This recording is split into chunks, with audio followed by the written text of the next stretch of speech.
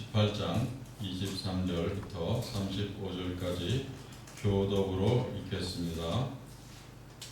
그러므로 천국은 그 종들과 결산하려 하던 어떤 임금과 같으니 결산할 때에 10,000달란트 빚진 자 하나를 데려오매 갚을 것이 없는지라 주인이 맹하여 그 몸과 아내와 자식들과 모든 소유를 다 팔아 갚게 하라 하니 그 종이 엎드려 절하며 이르되 내게 참으소서 다 갚으리이다 하거늘 그 종의 주인이 불쌍히 여겨 놓아 보내며 그 빚을 탕감하여 주었더니 그 종이 나가서 자기에게 100데나리온 빚진 동료 한 사람을 만나 붙들어 목을 잡고 이르되 빚을 갚으라 하며 그 동료가 엎드려 간구하여 이르되 나에게 참아 주소서 갚으리이다 하되 허락하지 아니하고 이에 가서 그가 빚을 갚도록 그에게 갚으거늘 그 동료들이 그것을 보고 몹시 딱하게 여겨 주인에게 가서 그 일을 다 알리니 이에 주인이 그를 불러다가 말하되 악한 종아 내가 빌기에 내가 내 빚을 전부 탕감하여 주었거늘 내가 너를 불쌍히 여김과 같이 너희도 내 동료를 불쌍히 여김이 마땅하지 아니하냐 하고 주인이 노하여 그 빚을 다 갚도록 그를 옥졸들에게 넘기니라. 같이 읽겠습니다. 너희가 각각 마음으로부터 형제를 용서하지 아니하면 나의 하늘 아버지께서도 너희에게 이와 같이 하시리라. 아멘. 예배는 지금은 이게 예배 중에 설교 중에 있는 거 아닙니다. 예배는 우리의 몸과 마음, 심령을 하나님께 드리는 겁니다. 그래서 그 표현 중에 하나가 또 우리 헌금도 드립니다.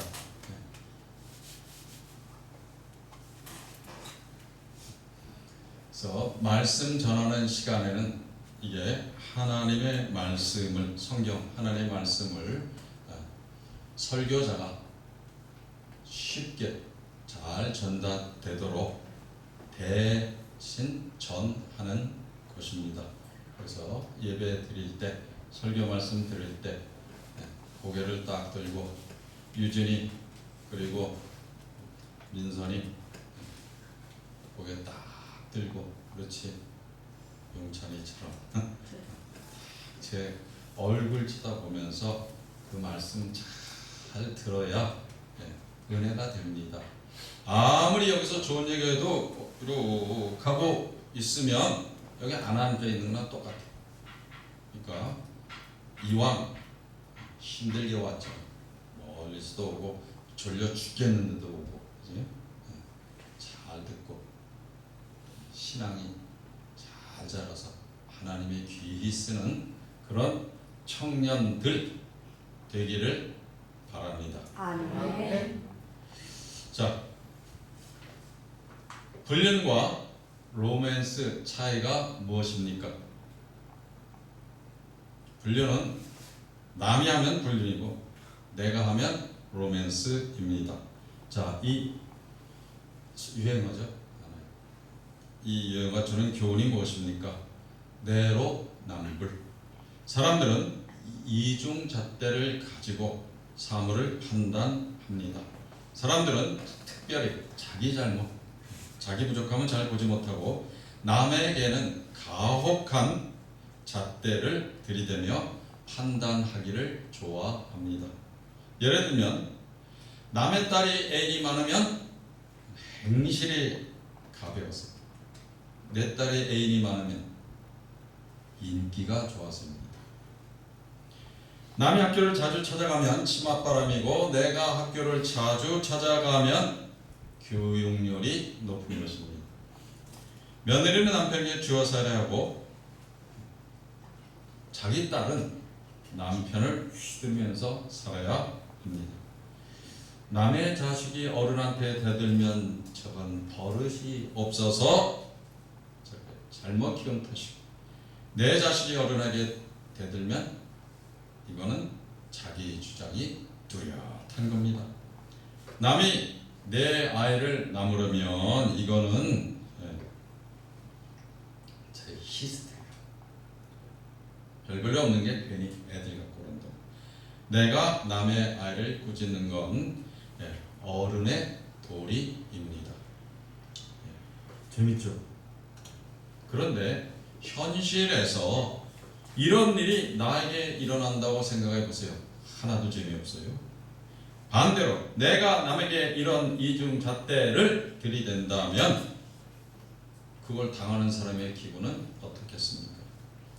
오늘 말씀 보면 10,000달란트 빚을 진 종이 그 빚을 탕감받았어요. 10,000달란트가 얼마나 되는지 얼마나 될까요? 한번 대강 그때 돈 기준으로 따져 보겠습니다.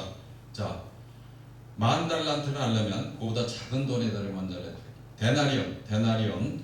그래서 한 데나리온이 당시 로마 병정의 하루 임금이니까 한 데나리온이 한 5만 원 정도 됩니다. 이렇게 잡으면 한 달란트는 6천 데나리온입니다. 그러니까 6천 데나리온 곱하기 5만 원 하면 300,000,000원. 저는 미리 다 계산했기 때문에 공수가 정확합니다. 얼마예요? 3억. 큰 돈이에요. 근데 그게 한 달란트. 한 달란트가 아니라 10,000달란트니까 3억에다가 10,000배를 곱하면 얼마가 됩니까? 3조가 됩니다. 계산 빠르신 분은 그냥 그거 쓰고 바로 나는 계산해가지고 한 건데 3조. 야, 이거는 천문학적인 숫자입니다. 우리 보통 사람들은 이건 뭐 만져보는 게 아니라 뭐 주변에서 그렇게 내 주변에 그런 일이 일어나는 것도 보지 못하는 3조.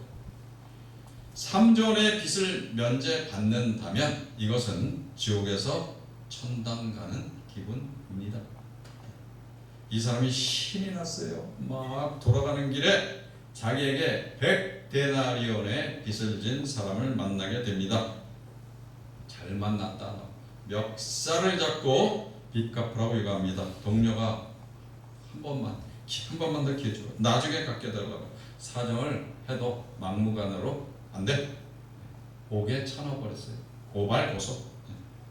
100데나리온은 요새 돈으로 얼마예요? 이제 100 곱하기 5만 원 하면 500만 원 정도 됩니다. 500만 원 작은 돈 아니죠. 하지만 자기가 탕감받은 빚에 비하면 이거는 아주 작은 돈입니다. 1달란트 3조 원이니까 3조 원 나누고 500 해보세요. 얼마예요? 60만 배. 자기는 60만 배의 빚을 탕감받았는데 500만 원짜리 탕감을 못 해주니까 나쁜 사람.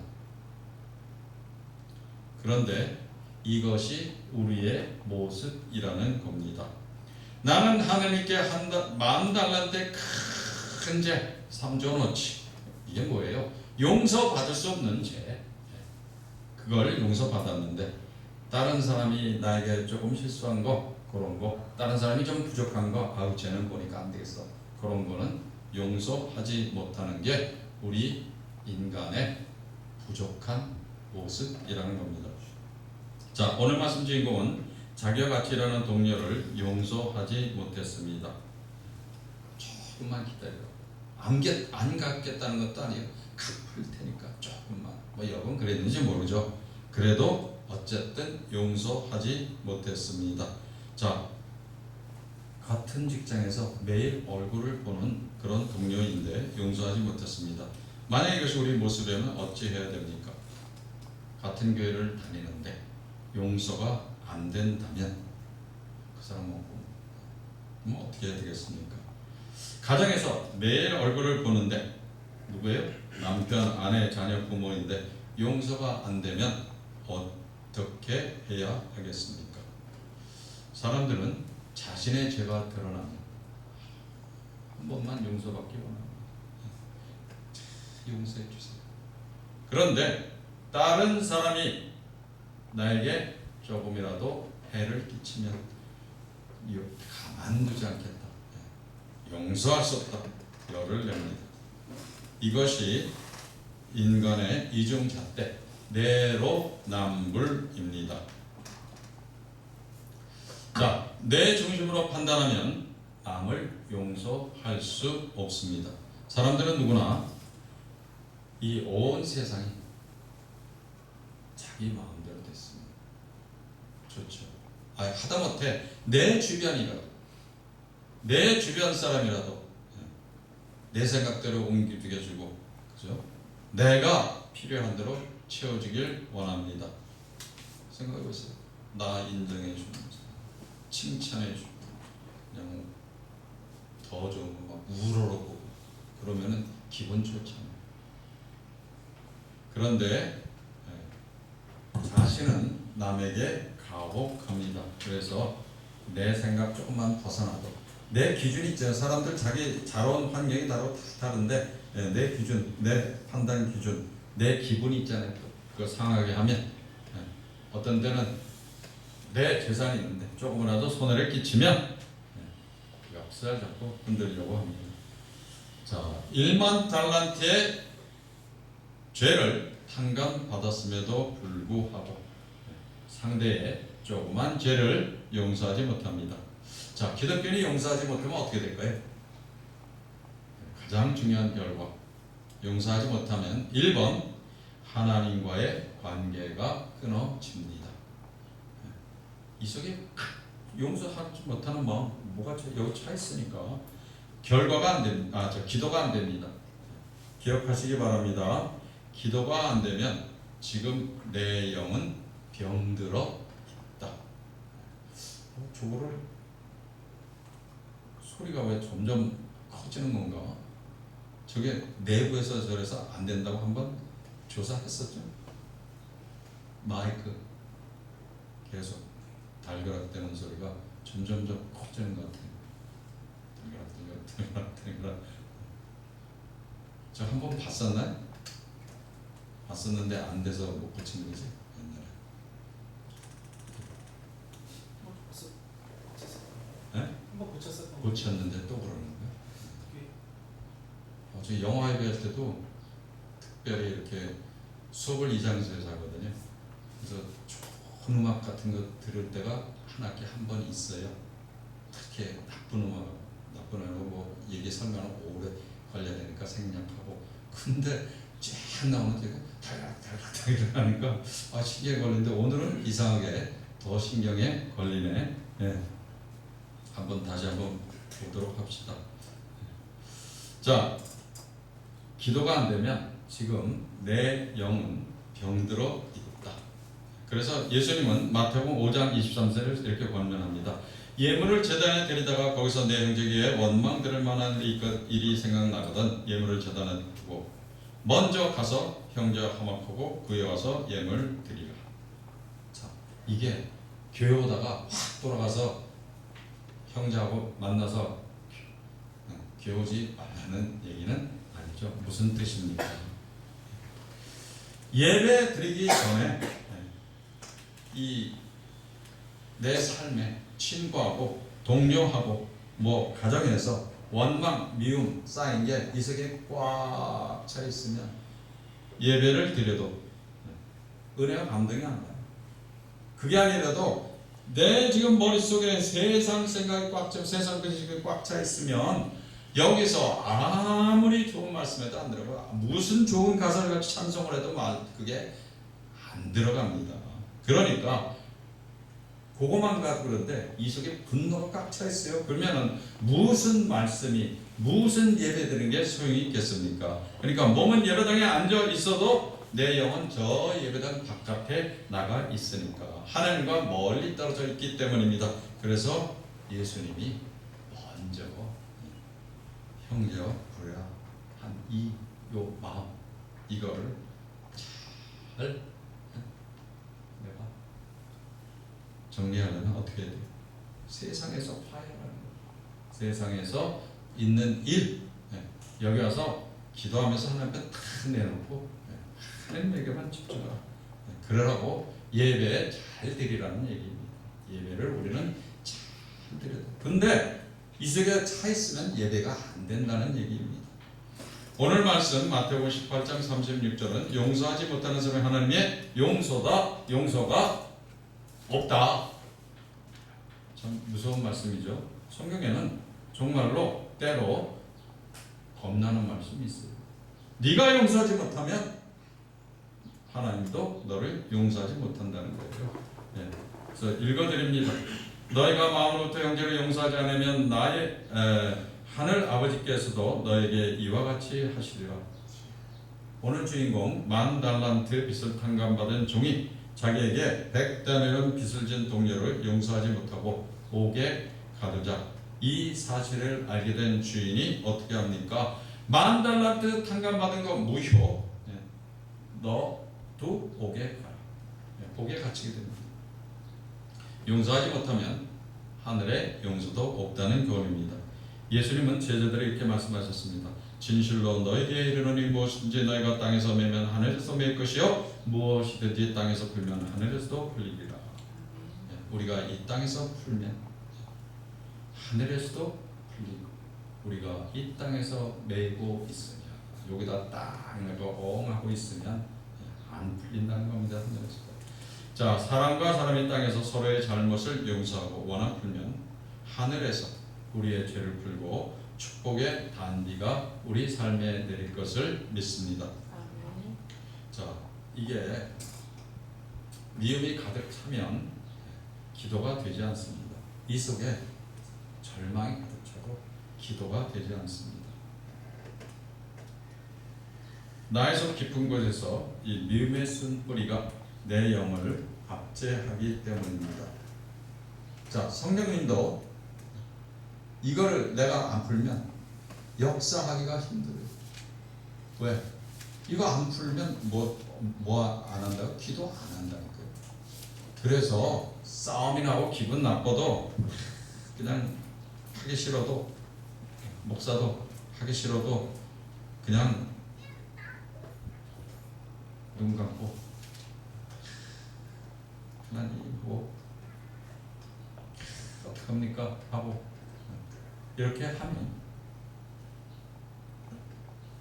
성령님 역사가 됩니다. 근데 그렇게 하는 사람 솔직히 안 많잖아요.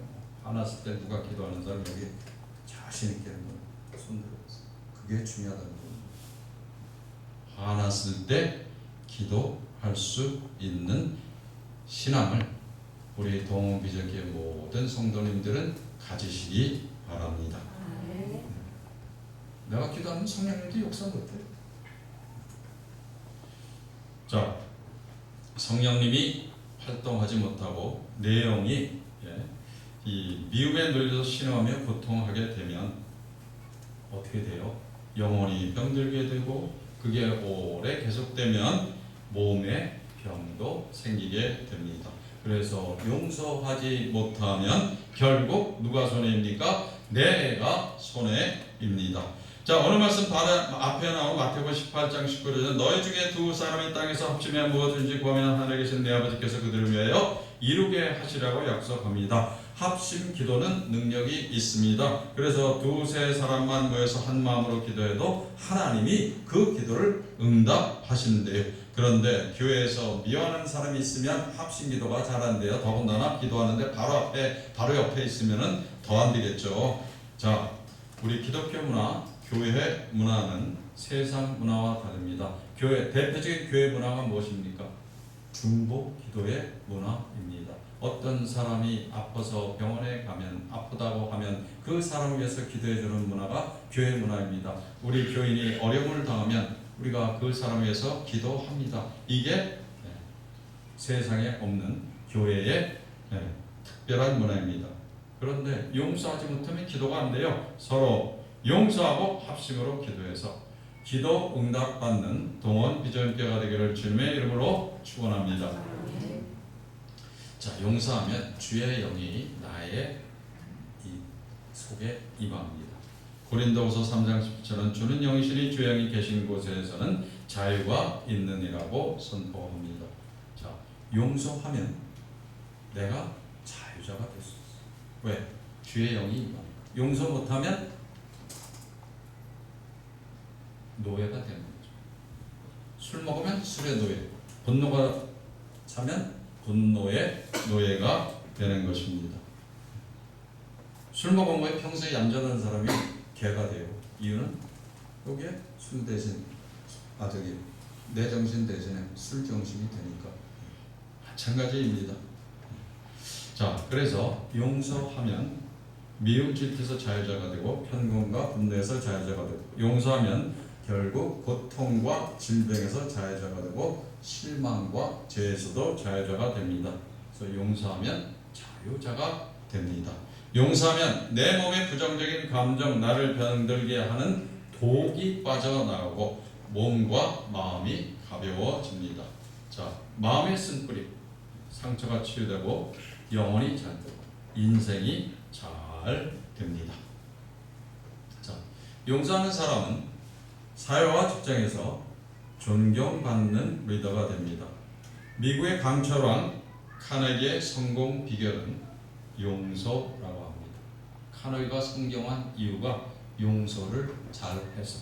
자, 카네기가 이 젊을 때에 이 회사 중요한 회사 돈 가지고 기차를 타고 가다가 너무 피곤해서 막 졸다가 그 회사 공급 거액이 든 가방이 그냥 기차 밖으로 날아가 버렸어요.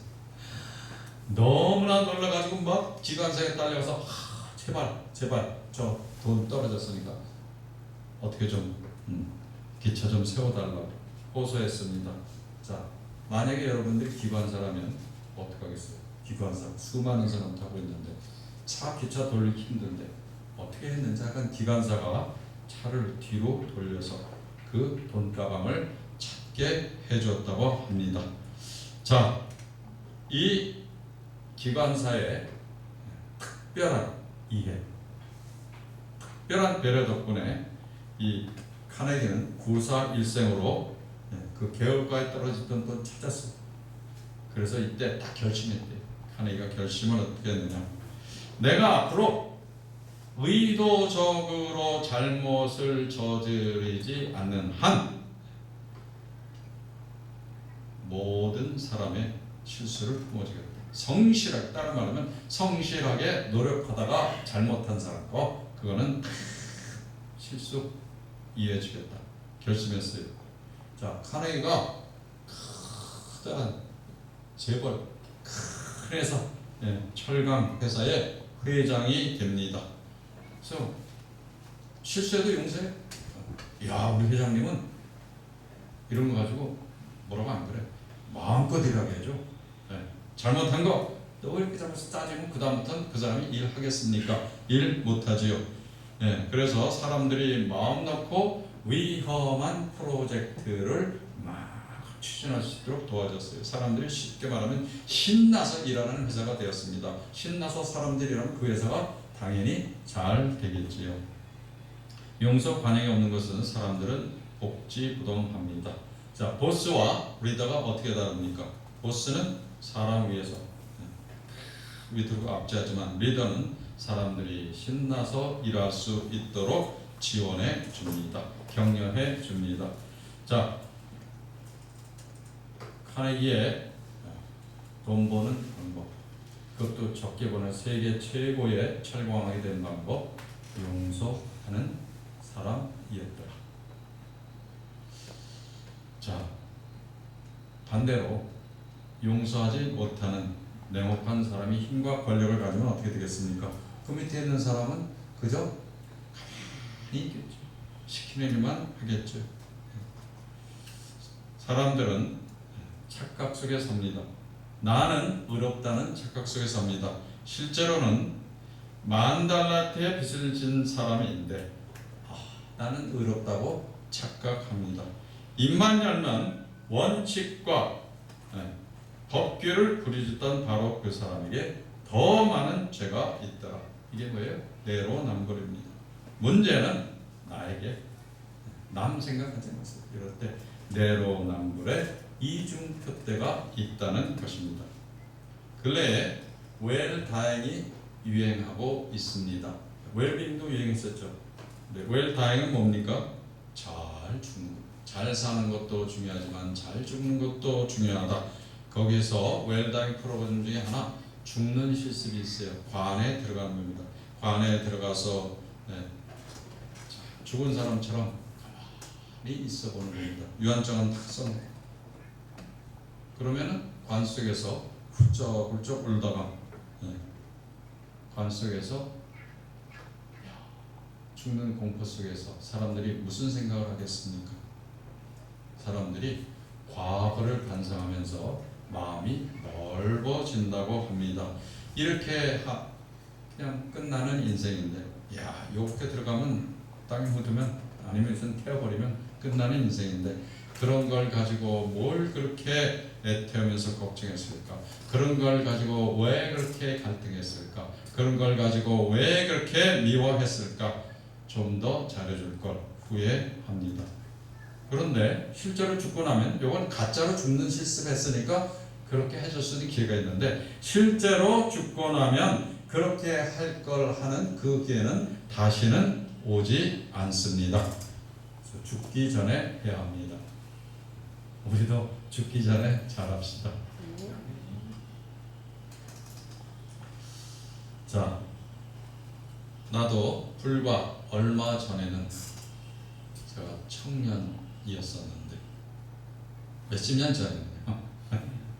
얼마 전만 해도 작년인데, 지금도 우기면 작년직에 속할 수도 있는데, 내년만 되면 저도 저 지하철 이런 거 공짜로 탑니다. 어느새 인생의 저녁을 바라보는 나이가 되었습니다. 뭐 해는 지고, 해가 지면 사람들은 잡니다. 마찬가지로 잠들면 가는 것이 인생입니다. 이렇게 짧은 인생에 내가 만나는 사람이 몇 명이나 되겠습니까?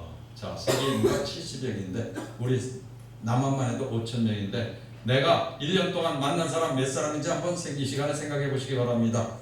지난 1년 동안 나는 과연 몇 사람이나 만나고 살았는가? 100명 넘으면 꽤 많이 만나고 사는 사람입니다. 아마 100명이어도 많이 있을 거예요. 뭐 얼굴만 본 것 뭐 따지면 한 100명은 넘을려나요? 그러면 올해 내가 자주 만난 사람, 말이라도 한번 건네본 사람 몇 명이나 될까요? 말이라도 한번 안녕하세요 해본 사람, 그냥 지나간 사람 본 거 빼고, 이거 마당발이면 한 100명 넘을 거고요. 되게 몇 명 안 됩니다. 어떤 사람은 진짜 수십 명도. 자, 그렇게 몇 명 안 되는 소중한 사람들과 우리는 안녕하세요 하고 인사하고 지내고 있는 겁니다. 그 사람과 잘 지내야 되는데, 실제는 그 사람들하고 싸우고 갈등하고 사는 것이 우리 인간의 모습입니다. 자, 모든 인간에게는 이중잣대가 있어요. 그래서 성경은 용서하라고 명령하는 겁니다. 이 하나님이 우리 인간의 기본 성정 알기 때문에 용서하라고 얘기합니다. 우리가 잘 못하기 때문에. 얼마만큼 용서하라고 했어요? 70번씩, 7번씩 70번이라도 용서하라. 7 곱하기 70에서 490번이 아니라 이거는 끊임없이 용서하라는 얘기입니다. 인간이 얼마나 용서하기가 힘들다, 이거를 하나님이 다 알면 하나님의 말씀 성경을 통해서 이렇게 표현하면서 70번씩 7번, 70번씩 7번씩 70번 다 하면서 용서하라고 하나님이 가르침을 주시겠습니까? 자, 하나님 나라의 특징이 뭐라고 그랬습니까? 하늘나라 가면 우리는 어디서 살아요? 눈물도 없고 슬픔도 없고 고통과 질병도 없고 죽음이 없는 곳에서, 그렇죠? 나쁜 건 다 없는, 우리가 이 세상 살면서 싫은 건 다 없는 세상에서 살 수 있게 됩니다. 대신 천국에는 찬송이 있고 사랑이 있고 기쁨이 있고 무한한 행복과 영생을 누리는 곳, 그것이 하나님 나라라고 그랬어요. 근데 주기도문에서는 뭐라고 되어 있습니까? 하나님 나라가 이 땅에 임하기를 원합니다. 그렇게 기도하라는 거예요. 우리가 기도할 때 하나님 나라가 이 땅에 이르기를 원합니다. 그렇지만 그러면 우리가 실제로 하나님 나라가 이 땅에 임할 수도 있다. 예. 그래서 기도하면 어떤 일이 일어나요? 이 세상에 많은 준비와 치유가 일어나기도 합니다. 그래서 신유는 그거 치유된 거 보면 우리가 뭐래요? 하나님의 역사 기적이다 이렇게 얘기하잖아요. 하나님 나라가 이 땅에 필요한 표적 중에 하나입니다. 한 사람이 미움을 버리고 용서하면, 화해하면, 싸우던 사람이 화해하면 바로 그곳에 하나님의 표적이 있어요. 하나님의 표적은 뭐예요? 사랑, 천국에 가득한 사랑과 기쁨, 그것이 이 땅에 임하는 것입니다. 그래서 내가 용서를 한다는 것은 하나님의 나라를 이 땅으로 불러들이는 위대한 행위를 하는 것입니다. 내가 위대한 행위를 할 수 있어요. 자, 우리 한번 이 시간에 앞뒤 차보면서 인사합시다. 용서합시다. 많이 하시기 바랍니다. 그래서 여기 없는 사람도 생각하시기 바랍니다. 여기 없는 사람, 그동안 감기가 힘들었던 사람. 자, 2019년이 10달이 지나고 이제 2달이 남았습니다. 지난주 우리 동원비전교회 성도 1년 평가 기준이 뭐라고 그랬습니까? 하나님과 가까워져야 합니다. 내가 2019년 시작할 때보다 지금 2019년 11월 초 하나님과 가까워졌는가?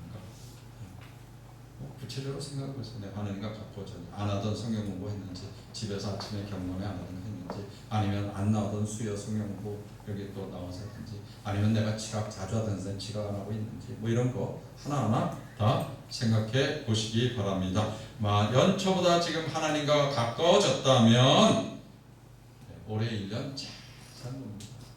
혹시 세상 일, 내 생각대로 안 되고 있다고 걱정하지 마시기 바랍니다.